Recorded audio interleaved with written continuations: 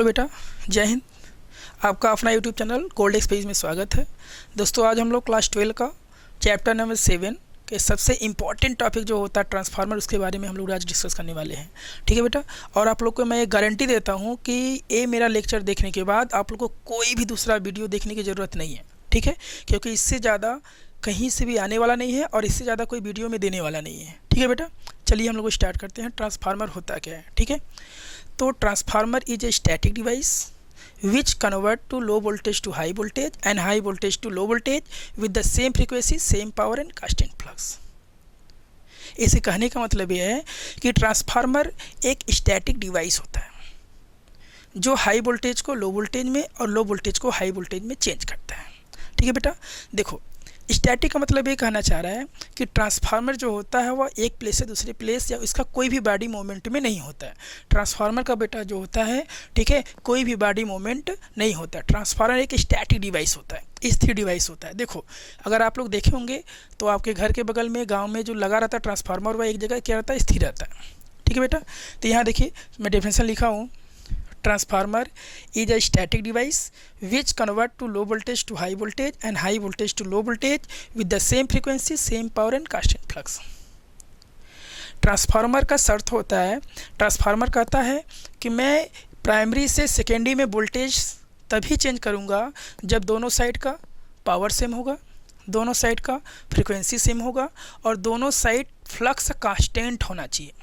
क्योंकि transformer 3 rule के बाद ही अपना क्या करता है, वोल्टेज और करंट को क्या करता है बेटा, ठीक है, ट्रांसफॉर्म करता है, ठीक है, बदलता है। ठीक है, तो ट्रांसफार्मर कहता है कि जब मेरे दोनों साइड का फ्रीक्वेंसी सेम हो, दोनों साइड का पावर सेम हो, ठीक है, और हमारा प्राइमरी से लेकर सेकेंडरी तक का फ्लक्स कांस्टेंट होगा, तभी मैं हाई वोल्टेज को लो वोल्टेज और लो वोल्टेज को हाई वोल्टेज में चेंज करूँगा। ठीक है बेटा, अब देखिए ये हमारा क्या है, प्राइमरी साइड है। जिस साइड से हम लोग सप्लाई देते हैं उसे बोलते हैं प्राइमरी साइड, और जिस साइड से हम लोग सप्लाई लेते हैं उसे बोलते हैं हम लोग सेकेंडरी साइड। ठीक है, या तो ऐसे भी कर सकते हैं कि जिस साइड से हम लोग सप्लाई देते हैं उसे बोलते हैं प्राइमरी साइड, और जिस साइड हम लोग लोड लगाते हैं, लोड कोई भी हम लोग कनेक्शन देते हैं, लोड लगाते हैं, उसे बोलते हैं हम लोग सेकेंडरी साइड। ठीक है बेटा, समझ में आ रही है? अब देखिए प्राइमरी साइड में जो करंट है E1 और जो वोल्टेज जनरेट होगा, इंड्यूज होगा अकॉर्डिंग टू फैराडे लॉ, उसे बोलेंगे E1। यहाँ तो हम लोग सप्लाई वोल्टेज V1 दे रहे हैं, लेकिन यहाँ पर इंड्यूज वोल्टेज, क्योंकि फैराडे क्या बोलते हैं कि जब कोई करंट, जब कोई चेंजेबल फ्लक्स किसी कंडक्टर को कट करता है तो उस बाइंडिंग में एक वोल्टेज पैदा हो जाते हैं। और यह जो AC वोल्टेज होता है बेटा, इसका करंट तो हमेशा चेंजेबल होता है। तो फैराडे ने ही कहा था कि जब कोई चेंजेबल फ्लक्स किसी कंडक्टर से कट होगा बेटा, तो उस बैंडिंग में एक वोल्टेज जनरेट हो जाएगा। तो देखिए AC का जो वोल्टेज होता है वह होता है चेंजेबल, हमेशा चेंज होता है। तो इसका जो करंट होगा इस बैंडिंग में जैसे आएगा बेटा, यह बैंडिंग हमारा देखो शॉर्ट है, ठीक है, तो जैसे करंट आएगा इसमें फ्लक्स जनरेट होगा। जैसे फ्लक्स हमारा जनरेट होगा, या फ्लक्स पहले स्वयं को कट करेगा इस बैंडिंग को, तो इसमें एक वोल्टेज जनरेट होगा E1। ठीक है बेटा, अब देखो उन्होंने थ्योरी में बोल रखा है कि जो फ्लक्स यहाँ होगा प्राइमरी में, वही फ्लक्स क्या होगा, सेकेंडरी में होगा। तो जो फ्लक्स प्राइमरी में कट किया वही फ्लक्स यहाँ से मूव करते हुए आएगा, सेकेंडरी में भी कट करेगा। ठीक है बेटा, तो सेकेंडरी में भी वही फ्लक्स कट किया तो यहाँ भी एक वोल्टेज जनरेट होगा जिसे बोलते हैं इंड्यूज वोल्टेज। यहाँ पर क्या होगा, E2 होगा। तो यहाँ देखिए 2 वोल्टेज, एक साइड 2 वोल्टेज है। यहाँ देखिए प्राइमरी साइड हमारा सप्लाई वोल्टेज V या V1, ठीक है, और बाइंडिंग में जो वोल्टेज जनरेट हो रहा है उसे बोलेंगे E1। और सेकेंडरी साइड देखिए बेटा, यहाँ पर भी बाइंडिंग है, तो इसमें जो वोल्टेज जनरेट होगा इसे बोलेंगे E2, और यहाँ पर लोड पे जो वोल्टेज होगा उसे बोलेंगे, लोड का जो वोल्टेज होगा उसे हम लोग बोलेंगे V2। यानी प्राइमरी साइड भी 2 वोल्टेज है, सेकेंडरी साइड भी 2 वोल्टेज है। समझ में आ रहा है? ठीक है, दोनों साइड 2 वोल्टेज है।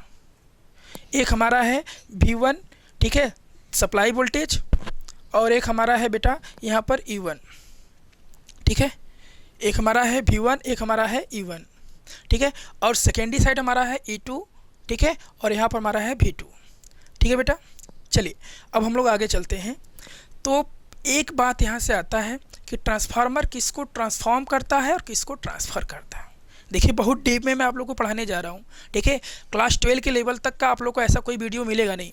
ट्रांसफार्मर तो पहला यहाँ से क्वेश्चन होता है कि ट्रांसफार्मर किसको ट्रांसफॉर्म करता है और किसको ट्रांसफ़र करता है। ट्रांसफ़र करता है, ये वाइबा का भी क्वेश्चन पूछा जाता है कि ट्रांसफार्मर किसको ट्रांसफॉर्म करता है और किसको ट्रांसफ़र करता है। ट्रांसफ़र करने का मतलब जितना एनर्जी प्राइमरी में है उतना सेम एनर्जी सेकेंडरी में पहुंच जाए, और ट्रांसफॉर्म करने का मतलब होता है कि प्राइमरी टू सेकेंडरी चेंज करना। तो आपको समझ में आ रहा होगा कि ट्रांसफार्मर किसको ट्रांसफॉर्म करता है और किसको ट्रांसफ़र करता है। तो ट्रांसफार्मर जो बेटा है ना, वह करंट और वोल्टेज को ट्रांसफॉर्म करता है, करंट और वोल्टेज के रूप को चेंज करता है, उसके लेवल को चेंज करता है, जबकि पावर को ट्रांसफ़र करता है। ठीक है, यदि आपसे कोई पूछे कि ट्रांसफार्मर किसको ट्रांसफॉर्म करता है, ट्रांसफॉर्म करता है, किसको ट्रांसफ़र करता है, तो ट्रांसफार्मर करंट और वोल्टेज के लेवल को ट्रांसफॉर्म करता है और पावर को ट्रांसफ़र करता है। समझ में आ गया? ठीक है, अब ध्यान देखिएगा यहाँ से, अभी इंड्यूस जो वोल्टेज होता है उसकी वैल्यू क्या होती है, क्योंकि फैराडे ने कहा था कि जब कोई परिवर्ती फ्लक्स किसी कंडक्टर या किसी बैंडिंग से कट करेगा तो उस बैंडिंग में एक वोल्टेज जनरेट हो जाएगा। ठीक है, तो देखिए उस वोल्टेज की वैल्यू क्या होगी। तो मैंने यहाँ बता रखा है आप लोग को कि देखिए दोनों साइड बैंडिंग है, प्राइमरी साइड भी बैंडिंग है, सेकेंडरी साइड भी बैंडिंग है। ठीक है, तो इसके कहने के मतलब कि प्राइमरी साइड में भी वोल्टेज जनरेट होगा और सेकेंडरी साइड में भी वोल्टेज जनरेट होगा। तो प्राइमरी साइड में जो बैंडिंग में वोल्टेज जनरेट हो रहा है उसकी वैल्यू क्या होगी, सेकेंडरी साइड में जो वोल्टेज जनरेट हो रहा है उसका वैल्यू क्या होगा। ठीक है, तो देखिए प्राइमरी साइड में जो वोल्टेज जनरेट होगा, ठीक है, बैंडिंग की बात हो रही है, प्राइमरी साइड के बैंडिंग में जो वोल्टेज जनरेट होगा उसका वैल्यू है E1 equal to minus d∅dt। A d∅dt का मतलब क्या है, क्योंकि फैराडे ने कहा था कि जब कोई परिवर्ती फ्लक्स, चेंजेबल फ्लक्स किसी कंडक्टर से कट करेगा, ठीक है, तो उसमें क्या होगा, एक वोल्टेज जनरेट होगा। तो यहाँ देखिए d∅dt हमारा क्या है, चेंजेबल फ्लक्स को शो कर रहा है। d∅dt हमारा क्या हो रहा है बेटा, चेंजेबल फ्लक्स को शो कर रहा है, और माइनस जो है वह लेंज लॉ को शो कर रहा है। ठीक है, क्योंकि विदाउट लेंज लॉ कोई भी सर्किट वर्क नहीं करता है। तो प्राइमरी बैंडिंग में जो वोल्टेज जनरेट हो रहा है उसकी वैल्यू क्या है बेटा, E1 equal to minus N d∅dt। Minus जो शो कर रहा है वह लेंज लॉ को शो कर रहा है, d∅dt जो शो कर रहा है वह फैराडे को बता रहा है, क्योंकि फैराडे ने ही कहा था कि जब कोई परिवर्ती फ्लक्स किसी कंडक्टर से कट करेगा तो उसमें एक वोल्टेज जनरेट होगा। कहाँ पर, बैंडिंग। ठीक है बेटा, अब देखिए प्राइमरी में तो बैंडिंग है, यहाँ पर ध्यान से देखिए, प्राइमरी में तो बैंडिंग है, सेकेंडरी में बैंडिंग है। ठीक है, तो प्राइमरी में जो वोल्टेज जनरेट हो रहा है उसकी वैल्यू यहाँ पर है। ठीक है, तो सेकेंडरी में भी जो वोल्टेज जनरेट होगा उसकी वैल्यू यहाँ पर है। ठीक है, E2 equal to minus N d∅dt। ठीक है बेटा, E2 equal to minus N d∅dt। Minus show करेगा लेंज लॉ को और d∅dt शो करेगा फैराडे के रूल को, क्योंकि फैराडे ने ही कहा था कि जब कोई परिवर्ती फ्लक्स किसी कंडक्टर को कट करेगा तो उसमें वोल्टेज जनरेट होगा। तो जो वोल्टेज जनरेट हो रहा है प्राइमरी और सेकेंडरी बैंडिंग में, ठीक है बेटा, उसका वैल्यू प्राइमरी के यहाँ पर है, सेकेंडरी पे यहाँ पर है। ठीक है, ध्यान दीजिएगा। ये जो ट्रांसफार्मर होता है बेटा वह दो टाइप का है, types of transformer on the basis of the construction ना। तो ये जो ट्रांसफार्मर होता है बेटा ये हमारा दो प्रकार का होता है, दो टाइप का होता है। पहला होता है स्टेप अप ट्रांसफार्मर, दूसरा होता है स्टेप डाउन ट्रांसफार्मर। ठीक है, स्टेप अप ट्रांसफार्मर उसे कहते हैं जो प्राइमरी के वोल्टेज को सेकेंडरी में क्या कर दे, इंक्रीज कर दे। यानी प्राइमरी के वोल्टेज अगर हमारा कम है तो सेकेंडरी वोल्टेज क्या कर दे, हाई कर दे। तो उस टाइप के ट्रांसफार्मर को हम लोग बोलते हैं स्टेप अप ट्रांसफार्मर। और स्टेप डाउन ट्रांसफार्मर उस ट्रांसफार्मर को बोला जाता है जिसका प्राइमरी में तो वोल्टेज ज़्यादा है, सेकेंडरी में उसका वोल्टेज क्या हो जाए बेटा, कम हो जाए। तो हाई टू लो, पहले प्राइमरी में हाई वोल्टेज हो उसको सेकेंडरी में लो वोल्टेज कर दे, तो इस टाइप को ट्रांसफार्मर को बोलते हैं लो वोल्टेज। और प्राइमरी में लो वोल्टेज हो सेकेंडरी में हाई वोल्टेज कर दे, इस टाइप के ट्रांसफार्मर को बोलते हैं हम लोग स्टेप अप ट्रांसफार्मर। ठीक है बेटा, अब बहुत ध्यान से देखिएगा, ऐसा किसी बुक में नहीं है, किसी बुक में नहीं शो किया गया है। ठीक है, और कोई ऐसा यूट्यूबर भी नहीं बताया आप लोग को, ठीक है, कि यहाँ पर लो वोल्टेज जहाँ पर है, ठीक है, वहाँ पर मोटा वायर और कम टर्न का होगा। और जहाँ पर हाई वोल्टेज है वहाँ पर पतला वायर, ठीक है, और क्या होगा बेटा, हाई टर्न का होगा। ध्यान से देखिएगा, इसका मतलब जहाँ पर स्टेप अप ट्रांसफार्मर होगा उसके प्राइमरी वाइंडिंग मोटे वायर का कम टर्न होगा, ठीक है, और सेकेंडरी वाइंडिंग पतले वायर का हाई टर्न होगा।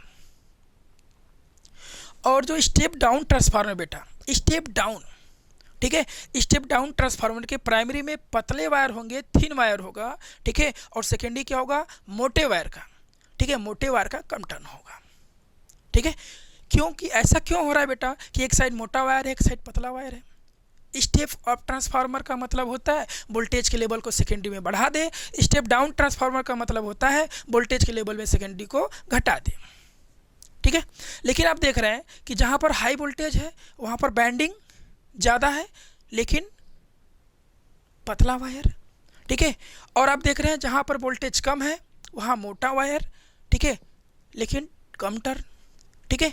अब ध्यान देना कि करंट डेंसिटी का रूल यहाँ फॉलो कर रहा है, ठीक है। करंट डेंसिटी रूल क्या कहता है कि जहाँ पर हाई करंट होगा, जहाँ पर हाई करंट होगा, ठीक है, वहाँ पर मोटा वायर, जहाँ पर लो करंट होगा वहाँ पतला वायर। इसका मतलब जहाँ हाई करंट फ्लो करेगा वहाँ पर मोटा वायर लगाना होगा हमको, ठीक है, और जहाँ पर लो करंट फ्लो करेगा वहाँ पर हमको पतला वायर लगाना होगा, ठीक है। ध्यान समझिएगा, ठीक। तो यदि हमारा N1 की वैल्यू, N1 बाइंडिंग की वैल्यू N2 बाइंडिंग की वैल्यू से कम हो जाएगा, ठीक है, तो इस टाइप के ट्रांसफार्मर को बोलेंगे हम लोग स्टेप अप ट्रांसफार्मर। इसका मतलब प्राइमरी में कम बाइंडिंग है, सेकेंडरी में अधिक हो जाएगा, ठीक है। और यहाँ देखिए जब N1 की वैल्यू, N1 मतलब बाइंडिंग, ठीक है, सेकेंडरी बाइंडिंग से क्या होगा बेटा, अधिक हो जाएगा, तो इस टाइप के ट्रांसफार्मर को बोलेंगे हम लोग स्टेप डाउन ट्रांसफार्मर, ठीक है।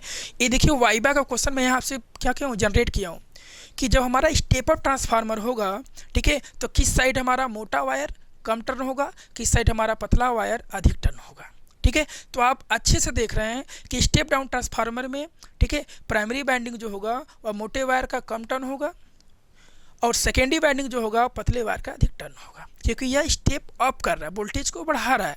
तो जहाँ पर हमको हाई वोल्टेज चाहिए वहाँ हम बाइंडिंग ज़्यादा करते हैं। देखिए यहाँ पर बाइंडिंग कम है, यहाँ पर बाइंडिंग ज़्यादा है, तो यहाँ इसका मतलब प्राइमरी से सेकेंडरी में वोल्टेज ज़्यादा हो रहा है, ठीक है। स्टेप डाउन में क्या हो रहा है कि प्राइमरी में वोल्टेज ज़्यादा है, प्राइमरी में वोल्टेज ज़्यादा है वह सेकेंडरी में कम कर रहा है। तो मैंने क्या बोला कि जहाँ पर वोल्टेज कम वहाँ बाइंडिंग भी कम होना चाहिए, ठीक है। तो देखिए यहाँ पर वोल्टेज ज़्यादा, यहाँ पे वोल्टेज कम, बट आपको ध्यान देना है थिक वायर लेस टर्न, ठीक है, मोटा तार, ठीक है, और कम टर्न का है। समझ में आ रहा है बेटा, step up transformer, step down transformer, ठीक है। आप वोल्टेज भी कर सकते हैं कि यदि प्राइमरी वोल्टेज सेकेंडरी वोल्टेज से क्या बेटा कम है, ठीक है, इसे बोलेंगे स्टेप अप, और जब हमारा प्राइमरी वोल्टेज सेकेंडरी वोल्टेज से ज़्यादा है इसे बोलेंगे स्टेप डाउन ट्रांसफार्मर, ठीक। अब where are used to transformer का, sorry, where are used to step down transformer, हम लोग स्टेप डाउन ट्रांसफार्मर का यूज कहाँ करते हैं, ठीक है। तो स्टेप डाउन ट्रांसफार्मर का यूज हम लोग हमेशा वेल्डिंग के लिए करते हैं। आप मार्केट में देखेंगे, ठीक है, जहाँ वेल्डिंग होता है वहाँ पर स्टेप डाउन ट्रांसफार्मर का यूज किया जाता है, क्योंकि स्टेप डाउन का मतलब वोल्टेज तो डाउन कर दिया गया लेकिन करंट काफ़ी हाई दिया जाता है, ठीक है बेटा। आइए आप लोग को एक हम क्वेश्चन और बता रहे हैं वाइवा का, ठीक है। देखिए अभी एक क्वेश्चन यहाँ से पूछा जाएगा कि ट्रांसफार्मर के प्राइमरी और सेकेंडरी के बीच का रेजिस्टेंस क्या होता है।